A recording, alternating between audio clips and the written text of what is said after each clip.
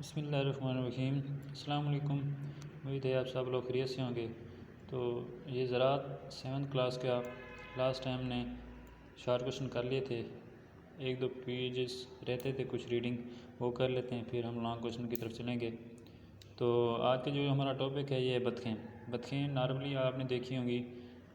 اس کو ہم انڈوں اور گوشت وغیرہ حاصل کرنے کے لیے یوز کرتے ہیں، استعمال کرتے ہیں۔ تو ان کے گوشت سے زیادہ تر مچھلیوں کی خوشبو آتی ہے، کیونکہ ان کا ہیبیٹیٹ ایک ہی ہوتا ہے، یہ بھی پانی میں رہتے ہیں، مچھلیاں بھی پانی میں رہتی ہیں، تو یہ خشکی پر بھی رہ سکتے ہیں لیکن پانی میں بھی ہوتے ہیں، تو ان کی گوشت کی مہک مچھلیوں کی طرح ہی ہوتی ہے۔ تو اس میں ان میں دونوں صلاحیت ہوتے ہیں، یہ پانی پر بھی تیر سکتے ہیں اور خشکی پر بھی چل سکتی ہیں۔ اس کے بعد اس کی بطخوں کی اقسام ہیں، یہ انڈین رنر، یہ جب چلتی ہیں نا تو ایسے لگتا ہے کہ جیسے دوڑ رہی ہوں، مطلب بہت ہی تیز چلتی ہیں، تو اس لیے اسے رنر بھی کہتے ہیں۔ یہ بالکل سیدھی ہوتی ہیں اور اس کا جو نر کا وزن 2 سے 3 کلو گرام اور مادہ کا وزن 2 کلو گرام ہوتا ہے،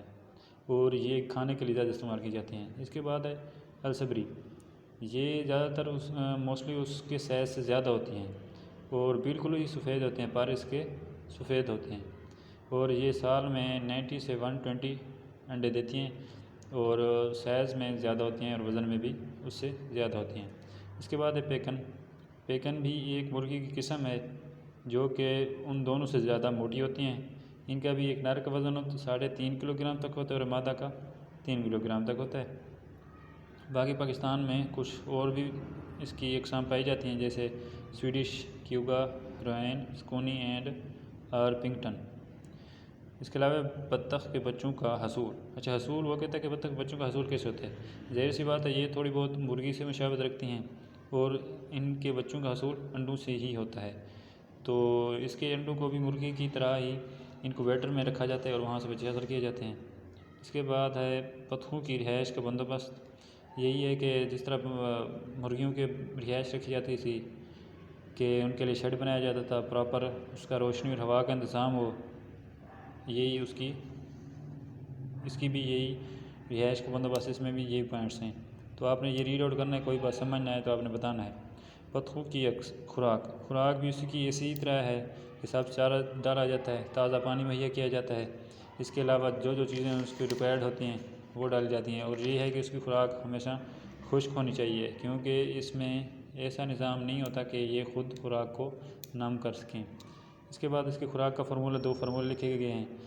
ان دونوں میں سے کسی ایک کو فالو کر کے ان کی پرورش کی جاتی ہے۔ اس کے بعد ہے بطخوں کے لیے پانی کا انتظام یہی ہے کہ وہ کیونکہ تیرتے بھی ہیں اور پانی کو پینے کے لیے استعمال بھی کرتے ہیں، تو یہ پانی آلودہ نہ ہو، اس کو صاف کرنے کے لیے مختلف میڈیسن کلورین وغیرہ یوز کی جاتی ہیں، جو کہ پانی میں موجود جراثیم کو مار دیتی ہیں اور یہ جراثیم کش محلول ہوتے ہیں۔ بطخوں کی چند عام بیماریاں، اب جرانی کھیت بطخوں میں بھی ہوتی ہے اور مرغیوں میں بھی ہم نے پڑھی تھی، یہ سیم ہی ہوتی ہیں، ان کے منہ اور ناک سے ریسدار مادہ وغیرہ نکلتا ہے، اس کی حفاظتی ٹیکے بھی لگائے جاتے ہیں پروں میں۔ دوسری بات ہے یہ لنگڑا پن یہ ہے کہ وہ چلنے سے محروم ہو جاتی ہیں، تو اس کا علاج کوئی نہیں ہوتا۔ اس کے بعد ہے انتڑیوں کی سوزش سے مراد آنکھوں اور ناک سے پانی خارج ہونا۔ اس کے علاوہ اس کی جو بیٹ اور چال ہے وہ بھی اس کے غلیظ ہوتی ہے، یہ بھی ان کی ایک بیماری ہے۔ ساتھ بطخوں کی بیماریوں کی روک تھام کے لیے حفاظتی اقدامات یہ ہے کہ اس کے لیے پانی اور خوراک اچھی ہو، ٹھیک ہے، جیسے کہ اس نے کہا ہے موزوں بچھالی اور اس کی تبدیلی، بچھالی جو اس کے نیچے جہاں پر وہ رہتی ہیں، اگر زمین ہے تو وہ نرم ہونا چاہیے تاکہ جو اس کی بیٹ کا جو پانی وغیرہ ہے، جو اس کی نمی ہے وہ ابزارب ہو جائے، اور اس کی تبدیلی مناسب وقت پر کرنی چاہیے۔ جراثیم کش ادویات کا چھڑکاؤ، وہ جہاں رہتی ہیں وہاں پر جراثیم کش ادویات کا استعمال کیا جاتا ہے، پانی میں جراثیم کش محلول ملایا جاتا ہے تاکہ پانی پاک صاف ہو اور اس میں جراثیم نہ ہو۔ اشیائے استعمال کی صفائی، جو چیزیں وہ اس کو خوراک دینے کے لیے، پانی دینے کے لیے